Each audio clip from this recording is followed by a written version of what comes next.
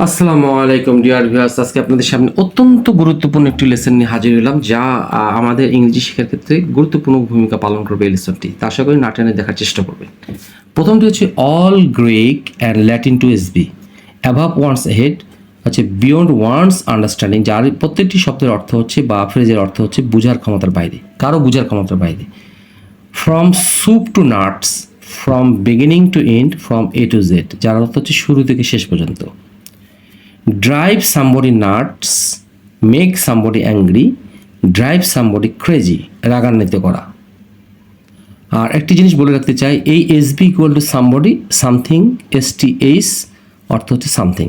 তো এই যে সামবডি, এটা হচ্ছে কাউকে পাগল করা, কাউকে রাগান্বিত করা, কাউকে উত্তেজিত করা বা রাগান্বিত করা।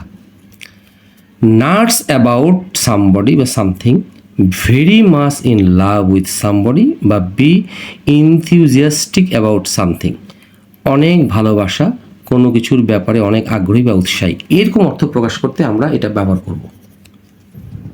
তো এখন ব্যবহার বিধিগুলো হচ্ছে আমাদের কাছে অত্যন্ত গুরুত্বপূর্ণ। ব্যবহার এখানে হয়তো বুঝবো না, কিন্তু ব্যবহার করলে বুঝতে পারবো। প্রথমটি হচ্ছে all Greek and Latin to somebody, above one's head, beyonds one's understanding, কারো বোঝার ক্ষমতা বাইরেতে। প্রথম এক্সাম্পলটি হচ্ছে তার বক্তৃতা আমার বোঝার ক্ষমতার বাইরে ছিল। His lecture was all Greek and Latin to me, সহজ। His lecture was above my head, আমার মাথার বোঝার উপর দিয়ে চলে গেছে।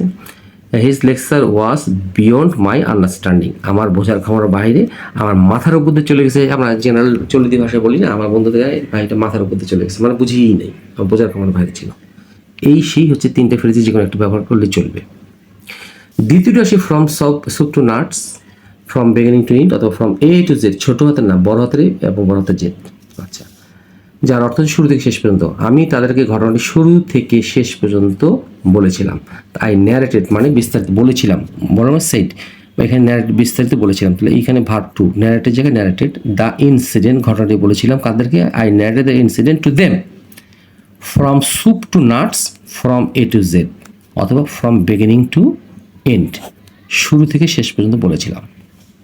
আচ্ছা, কাউকে রাগান্বিত করা, drive somebody nuts, make somebody angry, drive somebody crazy. আচ্ছা, 3 নম্বর এক্সাম্পলটি, তার খারাপ আচরণ আমাকে খুব রাগালো। হিজ মিসকন্ডাক্ট, তার খারাপ আচরণ, হিজ মিসকন্ডাক্ট রাগালো বা রাগিয়েছে। আমি প্রেজেন্ট ইনডিফিনিট করার চেষ্টা করছি। ড্রাইভস মি নাটস, এইটা থার্ড পারসন সিঙ্গুলার নাম্বার, সেই জন্য এস যোগ হয়েছে। তাহলে his misconduct drives me nuts, অথবা his misconduct drives me crazy, অথবা his misconduct makes me angry, makes me angry. এই তিনটে জিনিসের যে কোনো হয় এটা বসাবো, না এটা বসাবো, না এটা বসাবো, এবং দেখতে হবে কোথায় মি বসলো। হ্যাঁ, এই জিনিস লক্ষ্য রাখতে হবে।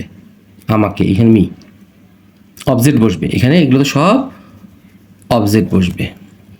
আচ্ছা, এখন 4 নাম্বারটি, যে nuts about somebody something, very much in love with somebody, be enthusiastic about something, মানে অনেক ভালোবাসা থাকা কারো প্রতি বা তার প্রতি কোনো একটা ব্যক্তির প্রতি অনেক আগ্রহ থাকা।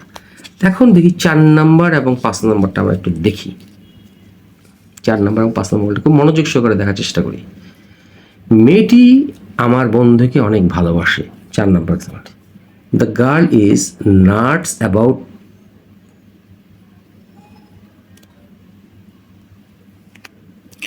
মেয়েটি আমাকে অনেক ভালোবাসে, মানে আমার প্রতি তার অনেক আগ্রহী, আমার প্রতি সে অনেক উৎসাহী, এরকম। The girl is nuts about me, অথবা the girl loves me a lot, অথবা the girl is very much in love with me. এখানে এইভাবে করা যেতে পারে, the girl loves me lot, the girl is very much love with me. আমি আবারও বলছি, প্রথমটি হচ্ছে স্ট্রাকচারটি হচ্ছে the girl is nuts about me. আমি ওখানে দেখাইছি পরে যে কারোর সম্পর্কে প্রচুর আগ্রহ থাকা বা তাকে খুব ভালোবাসা, এটা পাগল হওয়া তার জন্য। অথবা the girl loves me a lot, যে ব্যক্তিকে ভালোবাসে, এখানে আমার কথা বলেছি সেই জন্য আমার অবজেক্ট এসেছে। আবার এটা বলা যেতে পারে the girl is very much in love with me, আমাকে অনেক ভালোবাসে বা আমার প্রতি অনেক আগ্রহ। এখন 5 নাম্বারটা দেখি, 4 এবং 5 নাম্বারটা একই। আমি একটি আইফোন কেনার ব্যাপারে অনেক উৎসাহী। I am nuts about buying an iPhone, এই বাইয়ের সঙ্গে কেন আইএনজি হলো আমি পরে বলছি। অথবা I am enthusiastic about buying an iPhone, এখানেও আইএনজি হলো।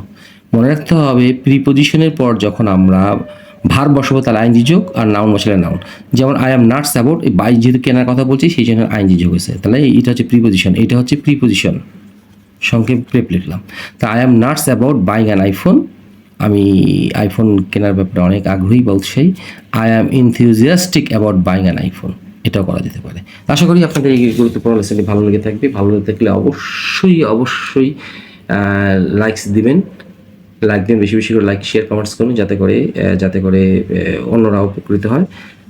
এবং আপনাদের যদি কোনো কোয়ারি থাকে তাহলে আপনাদের এই লেসনের কমেন্টস বক্সে অবশ্যই জানাবেন, আমি তা সলভ দেওয়ার চেষ্টা করবো। সেই প্রত্যাশা। আসসালামু আলাইকুম।